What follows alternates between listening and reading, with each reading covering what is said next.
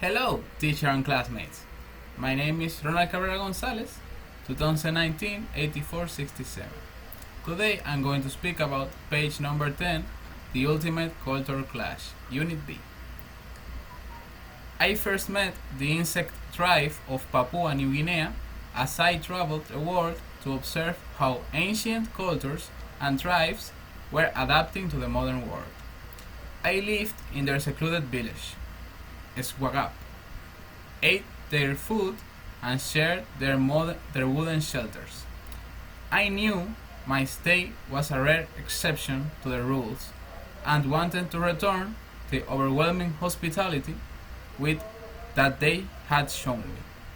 So I invited the chief and his family to experience my everyday life in South London. Before I knew it, we were making the 12,000-mile trip back to my home, being a 2-day trip by boat from the nearest road. Swagap is completely isolated, so naturally I was a little nervous about taking 6 stone-age travelers into my world. However, on arrival, my doubts eased as I watched them getting used to modern technology. At first, every escalator was met with terror, and every elevator with suspicion. A revolving door created gasps of wonder. "It is an invisible hand that moves this. I can't believe it!" exclaimed the chief.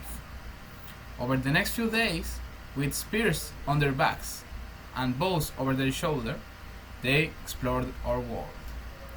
They were fascinated by everyday scenes and situations that we would not give a second thought to.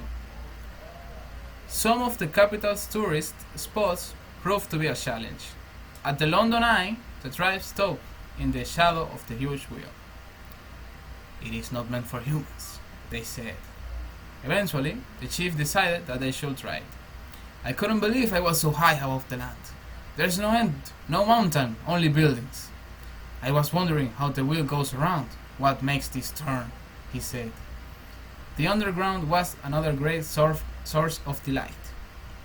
The tribe was fascinated by the size of the underground network. The chief was convinced the underground was built first and the rest of London was built on top later. It wasn't all fun and games though. When they visited an apartment building built for the elderly, they were shocked that their children didn't look after their elders. "It is not right," the chief said, shaking his head. "They brought you up, they cared for you, and when they are old, you must care for them." The goodbyes at Heathrow were emotional. Much of what the tribespeople said made me stop and think.